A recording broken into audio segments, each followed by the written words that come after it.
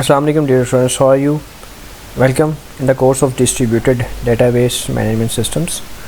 Dear students, we are going to learn something new in our lecture number 2. So we are addressing the distributed database design in this lecture.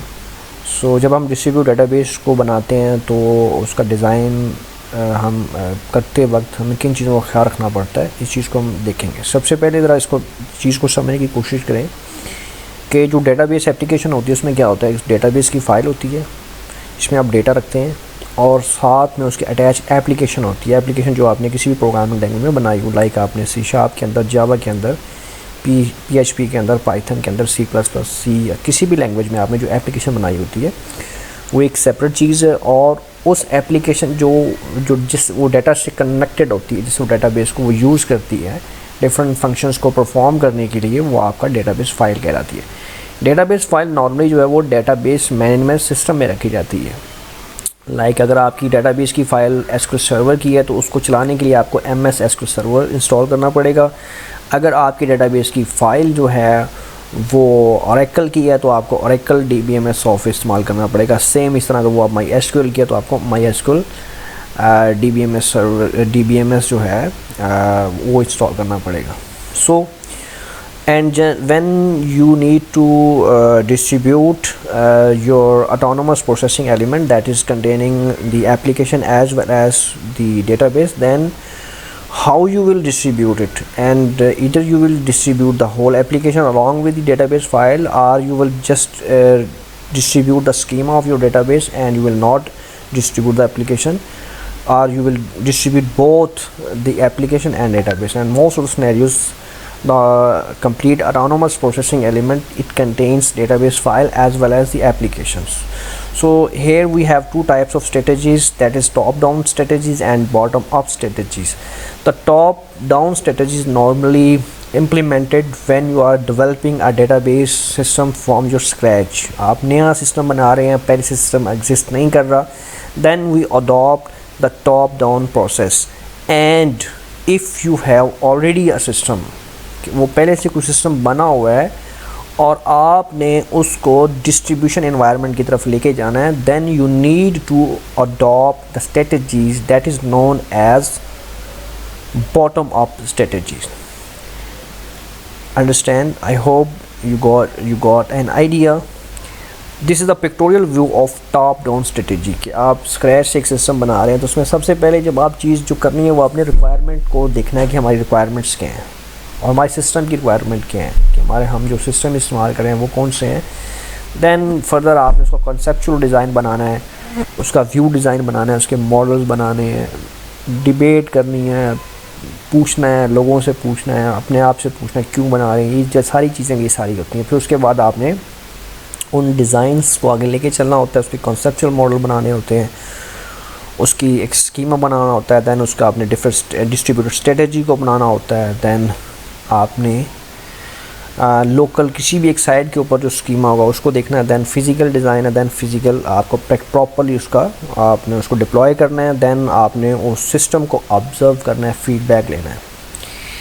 एनीहो, distribution design चाहे वो top down हो या bottom up हो, उसमें जो सबसे दो चीज़ें जो हैं वो बड़ी इम्पोर्टेंट हैं, वो क्या हैं कि आपकी फ्रेगमेंटेशन और आपकी एलोकेशन।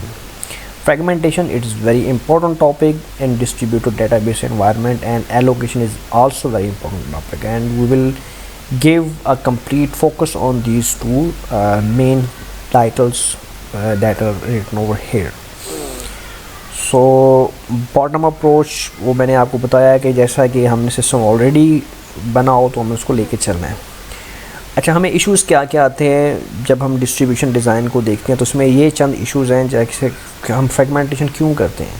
फ्रेगमेंटेशन करना बहुत ज़रूरी है, तभी तो वो डिस्ट्रीब्यूट होगा। एनीवे, ये फ्रेगमेंट करना बड़ा मुश्किल है, इसलिए हाउ शुड वी, अच्छा करना है ठीक है, तो फिर कैसे करेंगे, किस किस को फ्रेगमेंट करेंगे, किस किस को, आपके पास एक टेबल है, आप टेबल को डिस्ट्रीब्यूट तो कर लिया, लेकिन आप क्या उसको कौन कौन से एट्रीब्यूट्स करेंगे, कौन कौन से नहीं करेंगे। आप इसकी करेक्टनेस को कैसे वेरीफाई करेंगे, आपकी एलोकेशन स्ट्रेटजी क्या होगी, और आपको क्या क्या इन्फॉर्मेशन रिक्वायर्ड है ये सब काम करने के लिए, ये इश्यूज़ हैं। इसकी रीज़न्स क्या हैं, क्यों हम फ्रेगमेंटेशन करते हैं। बेसिकली फ्रेगमेंटेशन इसलिए करते हैं कि हमारी जो लॉग ऑर्गेनाइजेशन होती हैं उनके ऊपर प्रेशर होता है यूज़र्स का। जैसे नादरा है, हबीब बैंक है, नेशनल बैंक है, अगर इनका सिस्टम डिस्ट्रीब्यूट ना हो तो एक ही इदारे की तरफ जो है सब रिक्वेस्ट सेंड करेंगे तो वो बड़ा डिले आएगा, बहुत ज़्यादा डिले आएगा और इश्यूज़ होंगे। वो सॉफ्टवेयर फिर किसी काम का नहीं रहेगा, कोई उसे इस्तेमाल नहीं करेगा। Localisation of data and local autonomy and localisation data किससे मुराद है कि आपने डेटा को डिस्ट्रीब्यूट कर दिया है डिफरेंट जगहों के ऊपर, तो वो जो एप्लीकेशंस जो हैं वो लोकल कस्टमर्स को, लोकल यूज़र्स को एंटरटेन कर रही है फुली ऑटोनोमसली, मतलब वो इंडिपेंडेंट है।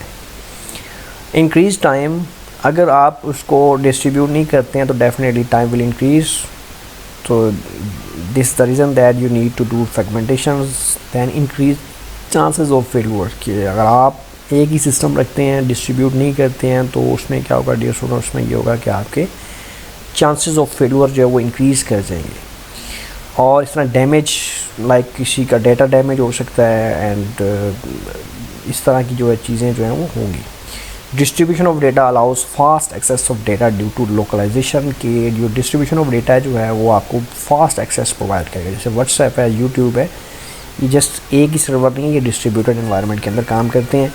Then parallel execution of queries, इसमें क्या है कि कोई डाटा कहीं पे आप काम कर रहे हैं इंडिपेंडेंटली, तो आप जो है सेम एप्लीकेशन कोई दूसरा यूज़र जो है किसी दूसरी जगह पे इस्तेमाल कर रहा है, दोनों पैरेलल उसको इस्तेमाल कर रहे हैं।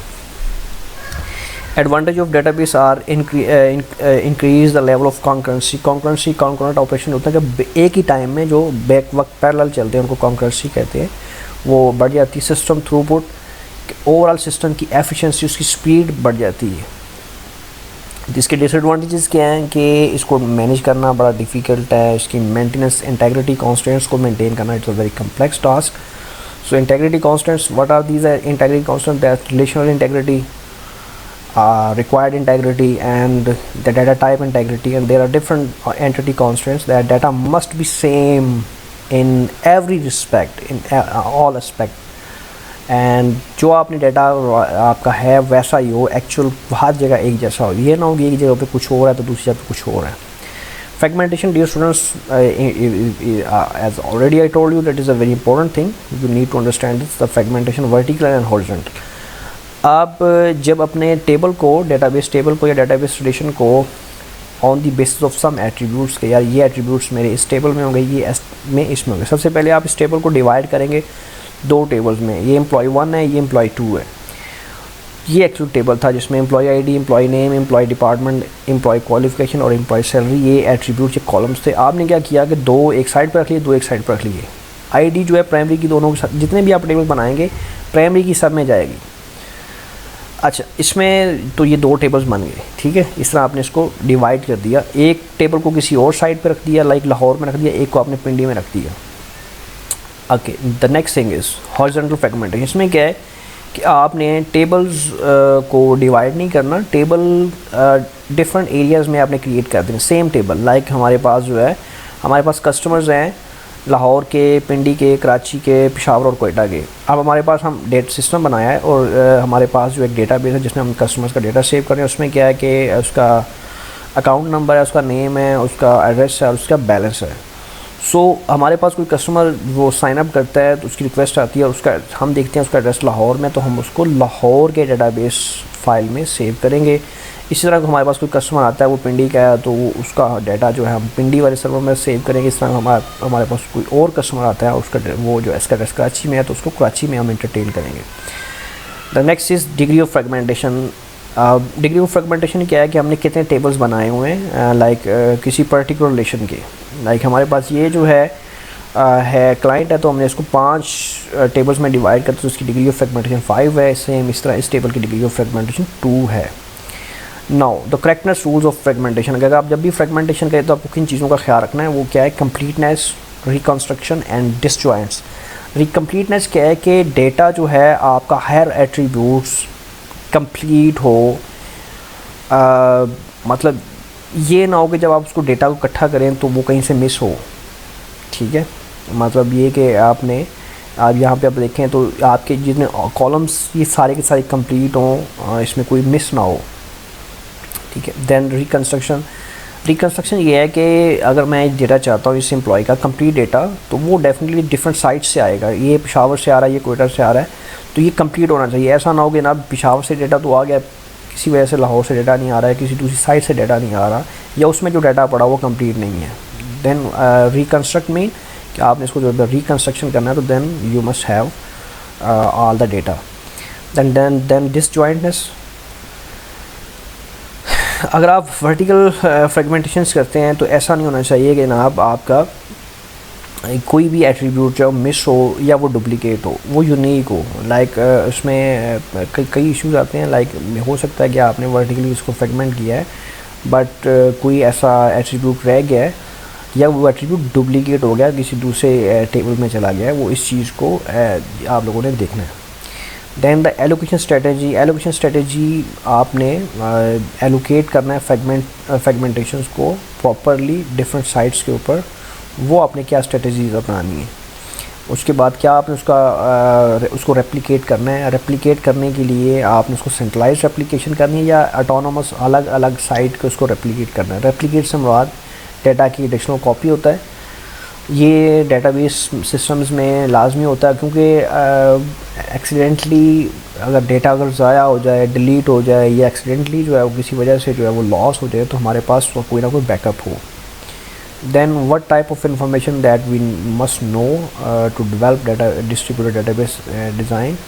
The one is database information। हमारे पास database कौन सा है, DBMS कौन सा है, उसकी फाइल, उसका स्ट्रक्चर क्या है। लाइक MS SQL सर्वर एक DBMS है, MySQL एक DBMS है, और एक DBMS है, Access एक DBMS है, DB2 and so on so forth। There are many other type of DBMS and DBS files।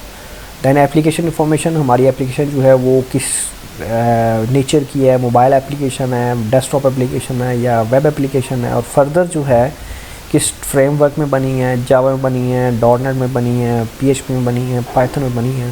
ये इन्फॉर्मेशन जो है वो एप्लीकेशन के रिलेटेड है। दैन कम्युनिकेशन नेटवर्क इन्फॉर्मेशन, कि हमारे पास जो नेटवर्क है उसकी क्या इन्फॉर्मेशन है, वो रिंग टोपोलॉजी के ऊपर है, वो मिक्सचर ऑफ डिफरेंट टोपोलॉजीज़ हैं, वो लोकली है, वो ग्लोबली है, वो मतलब उसमें क्या है, कितने रूट्स हैं, कहाँ से क्या, जो भी है ये सारी नेटवर्क इन्फॉर्मेशन यहाँ पे होगी। और जो कंप्यूटर सिस्टम इन्फॉर्मेशन ये है कि आपके पास ऑपरेटिंग सिस्टम कौन सा है, वो सर्वर है या क्लाइंट है। अगर सर्वर है तो किस कंपनी का, लाइक लाइनक्स का है या यूनिक्स है या विंडोज़ है। देन अगर वो क्लाइंट है तो फिर फर्दर कौन सा ऑपरेटिंग सिस्टम है। तो ये सारी चीज़ें जो हैं ये डिस्ट्रीब्यूटेड डेटाबेस एनवायरनमेंट में इनको जो है समझने की, इनको सीखने की भी ज़रूरत है। डियर स्टूडेंट्स, उम्मीद है आपको थोड़ा बहुत आइडिया क्लियर होगा। If you have any questions please don't hesitate to ask. Thank you, take care.